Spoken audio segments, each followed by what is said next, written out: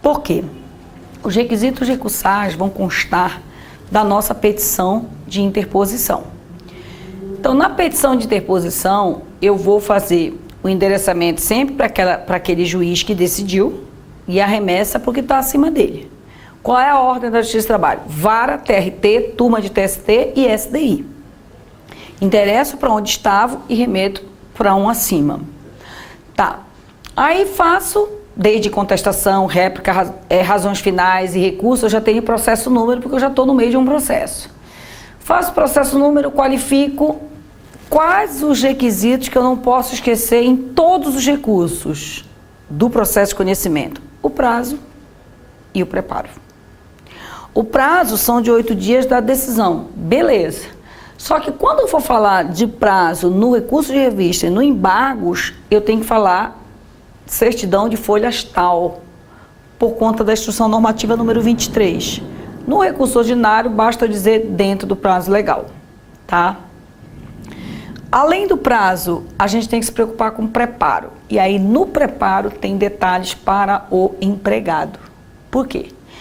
Empregador sempre vai, se está recorrendo, seja de decisão total ou de decisão parcial, ele está pagando custas e está pagando depósito recursal.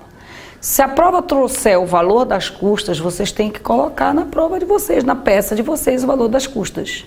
Se ela trouxer o valor da condenação, a condenação, se for inferior a 6 mil, é o valor dela mesmo, o depósito recursal. Se for superior a 6 mil, você coloca depósito recursal pelo teto. Basta estipular pelo teto. O teto para RO é cerca de 6 mil, o teto para recurso de revista e embargos é cerca de 12 mil reais. Isso, então, empregador, seja recurso na forma principal, seja recurso na forma adesiva, o empregador vai estar sempre tendo que pagar as custas e o depósito recursal. Tem alguma exceção? Tem.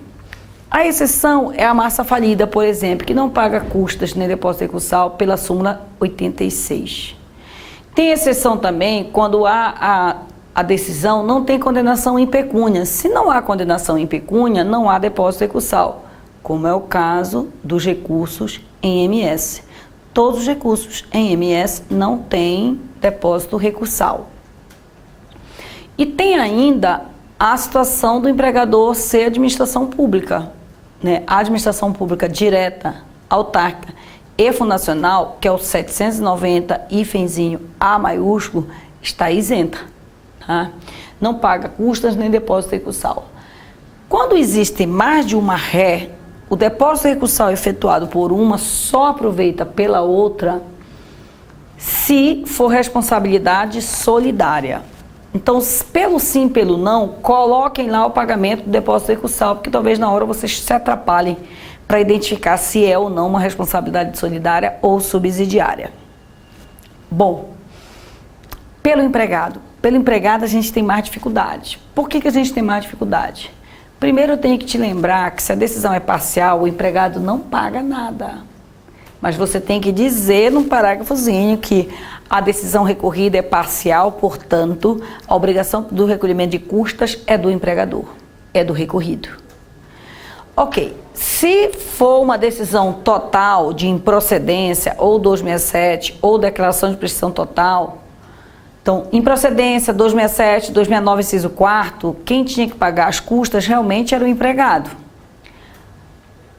Mas pode ser que o problema venha dizendo que ele está em situação financeira difícil. Aí ele quer que no próprio recurso você peça a justiça gratuita. É possível isso? É possível. É possível. Dentro do recurso, tu vais argumentar a justiça gratuita. E na frente da petição de interposição, você vai dizer que o recorrente pugna pela concessão do benefício da justiça gratuita, razão pela qual deixa de anexar o comprovante do pagamento das custas. Se o recorrente empregado já havia pedido custas na inicial se ele já havia pedido a concessão da justiça gratuita na inicial e teve esse benefício indeferido, no recurso ele vai só reiterar esse pleito. Se ele não pediu na inicial, ele pode no recurso pedir pela primeira vez. E pode pedir pela primeira vez no recurso ordinário, no recurso de revista e no embargos sem problema algum, ok? Bom, no recurso ordinário, a gente tem aqueles 3 recursos diferentes. Eu te falei de um recurso ordinário comum, mas pode ser que eu tenha um recurso ordinário com nulidade. Quando é que eu vou suspeitar que o recurso ordinário é com nulidade? Todas as vezes que a prova me trouxer a palavra protestos, ou todas as vezes que eu imaginar que eu tenho necessidade de voltar para a vara. Eu sou o recorrente e eu preciso que o processo volte para a vara, porque precisa que seja feita a produção de uma determinada prova. Se isso está acontecendo, eu estou diante de um recurso ordinário com nulidade. Se isto acontecer, eu vou ter que primeiro arguir a nulidade no recurso. Então, eu vou começar pelo dizendo da nulidade. E vou pedir que a nulidade seja declarada e seja determinado o retorno dos autos à vara de origem para que sejam refeitos os atos inquinados de nulidade.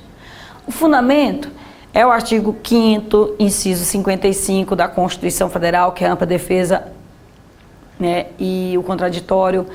É o artigo da CLT, o 794, o 795, o 797, o 798, que dá direitinho a ordem de argumento que você tem que fazer da nulidade, tá?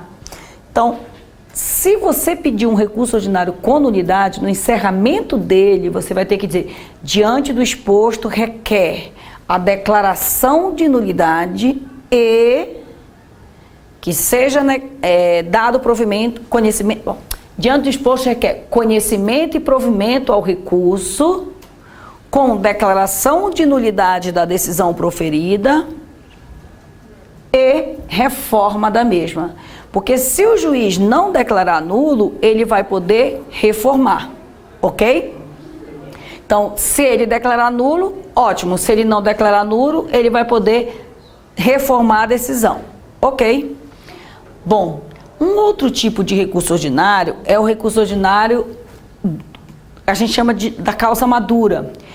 Que recurso ordinário é esse?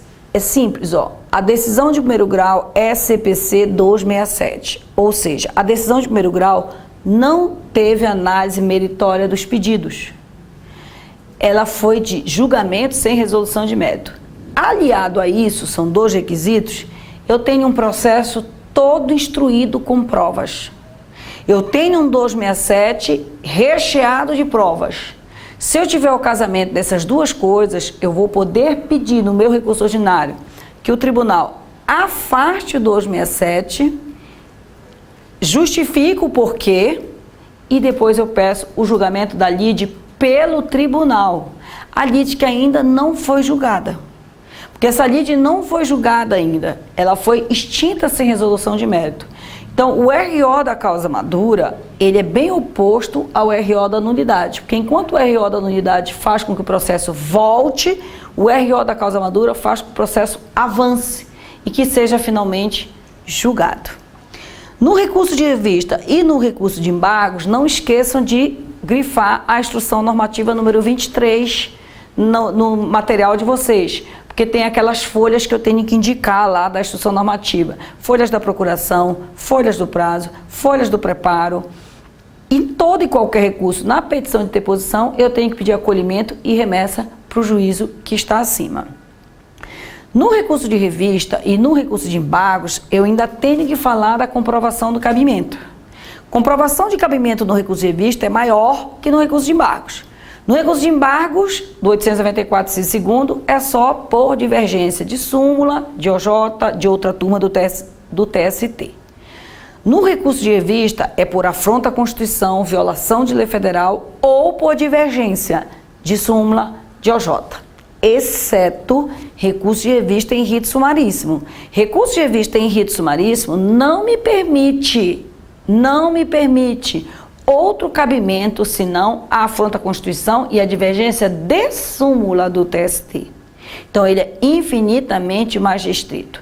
Não se esqueçam também que o recurso de revista e o de embargos não cabe para a reanálise de fatos e provas, que é a súmula 124. E não cabem se as decisões recorridas forem pautadas em súmulas do TST. Se elas foram decididas com base em súmulas, eu não tenho como recorrer nem de revista, nem de embargos. Observem que as petições de interposição da revista e do embargos são maiores por conta da Instrução Normativa número 23 do TST. Observem também que eu só vou ter como dizer que o meu recurso de revista é 896A ou 896C depois que eu tiver analisado cada um dos itens que eu recorri.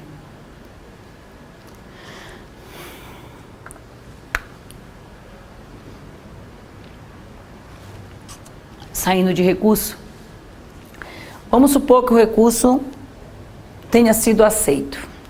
Se o recurso foi aceito pelo primeiro juízo de admissibilidade, que é o juízo ACO, se o recurso foi aceito pelo primeiro juízo de admissibilidade, que é o recurso ACO, o juízo que aceitou está obrigado a intimar o recorrido para querendo apresentar contrarrazões. Nas contrarrazões, o foco é diferente, ó.